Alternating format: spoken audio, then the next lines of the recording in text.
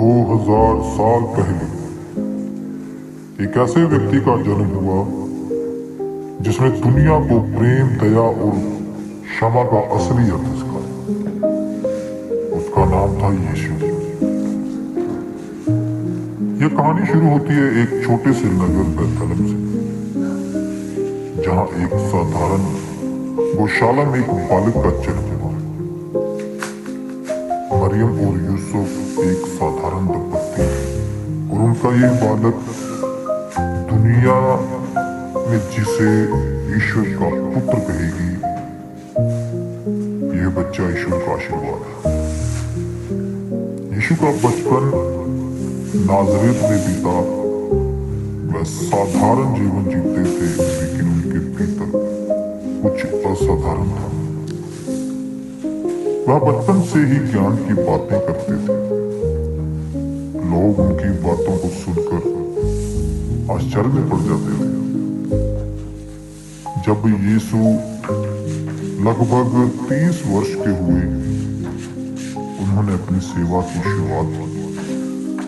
उन्होंने बपतिस्मा लिया और तभी से लोगों को सत्य और प्रेम का मार्ग दिखाना शुरू किया। यीशु ने कहा, ईश्वर का राज्य तुम्हारे भीतर है। यीशु ने कई चमत्कार किए, जैसे बीमारों को ठीक किया, अंधों को दृष्टि दी, भूखों को भोजन कराया।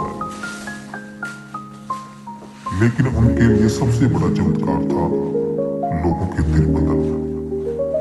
यीशु ने कहा, विश्वास रखो, सब कुछ संभव है। यीशु का सबसे बड़ा संदेश था प्रेम। यीशु ने कहा, अपने पड़ोसी से वैसे ही प्रेम करो जैसे तुम खुद से करते हो। उन्होंने सिखाया, नफरत का जवाब नफरत से नहीं, बल्कि प्रेम और क्षमा से देना चाहिए। यीशु ने 12 शिष्यों को चुना और उन्हें अपने साथ लेकर लोगों को शिक्षा दी। उन्होंने सरल कहानियों के माध्यम से जीवन के गहरे सत्य समझाए। उदाहरण के लिए बोला, एक अच्छा चरवाहा अपनी भेड़ों का ख्याल रखता है, यह दिखाने के लिए कि ईश्वर हमसे कितना प्रेम करता है। 2000 साल पहले एक ऐसे व्यक्ति का जन्म हुआ जिसने दुनिया को प्रेम, दया और क्षमा का असली अर्थ सिखाया। उसका नाम था यीशु मसीह। यह कहानी शुरू होती है एक छोटे से नगर बैतलहम से, जहां एक साधारण गौशाला में एक बालक का जन्म हुआ। मरियम और यूसुफ एक साधारण दंपति और उनका यह बालक जिसे दुनिया बाद में ईश्वर का पुत्र कहेगी। संवादित मरियम, यह बच्चा ईश्वर का आशीर्वाद है। बचपन और युवावस्था। यीशु का बचपन नाज़रेत में बीता। वह साधारण जीवन जीते थे, लेकिन उनके भीतर कुछ असाधारण था। वह बचपन से ही ज्ञान की बातें करते थे। लोग उनकी बातों को सुनकर आश्चर्य में पड़ जाते थे। बपतिस्मा और सेवा की शुरुआत।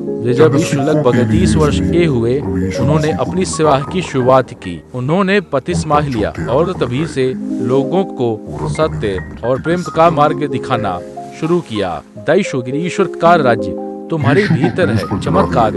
यीशु ने कई चमत्कार किए, बीमारों को ठीक किया, अंधों को दृष्टि दी, भूखों को भोजन कराया। लेकिन उनके लिए सबसे बड़ा चमत्कार था लोगों के दिल बदलना। यीशु विश्वास खूब सब कुछ संभव है। दृश्य 5 प्रेम और क्षमा का संदेश। यीशु का सबसे बड़ा संदेश था प्रेम। यीशु अपने पड़ोसी से वैसे ही प्रेम करो जैसे तुम खुद से करते हो। उन्होंने सिखाया, नफरत का जवाब नफरत से नहीं, बल्कि प्रेम और क्षमा से देना चाहिए। दृश्य से शिष्य और शिक्षा। यीशु ने 12 शिष्यों को चुना और उन्हें अपने साथ लेकर लोगों को शिक्षा दी। उन्होंने सरल कहानियों के माध्यम से जीवन के गहरे सत्य समझाए। उदाहरण, एक अच्छा चरवाहा अपनी भेड़ों का ख्याल रखता है, यह दिखाने के लिए कि ईश्वर हमसे कितना प्रेम करता है।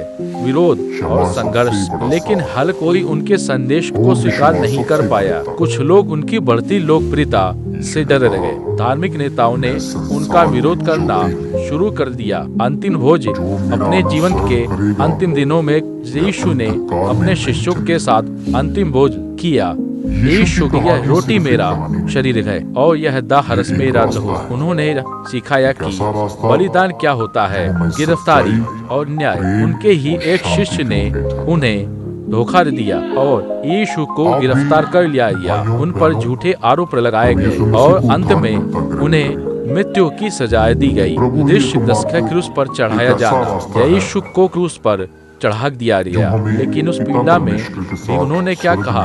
यीशु, हे पिता, इन्हें क्षमा कर, क्योंकि ये नहीं जानते कि क्या कर रहे हैं। पुनरुत्थान वॉइस ओवर उम्मीद भरी आवाज में। लेकिन कहानी यहीं खत्म नहीं होती। तीसरे दिन यीशु मृतकों में से जी उठे। यह उनके दिव्य होने का सबसे बड़ा प्रमाण था। संदेशा का प्रसार, उनके शिष्यों ने उनके संदेश को पूरी दुनिया में फैलाया। प्रेम, दया और क्षमा का यह संदेश आज भी लाखों लोगों के दिलों में जीवित है। अंतिम संदेश, यीशु मसीह ने हमें सिखाया कि प्रेम सबसे बड़ी शक्ति है, क्षमा सबसे बड़ा साहस है और विश्वास सबसे बड़ी ताकत। मैं संसार की ज्योति हूँ। जो मेरा अनुसरण करेगा वह अंधकार में नहीं चलेगा। यीशु की कहानी सिर्फ एक कहानी नहीं, यह एक रास्ता है। एक ऐसा रास्ता जो हमें सच्चाई, प्रेम और शांति की ओर ले जाता है।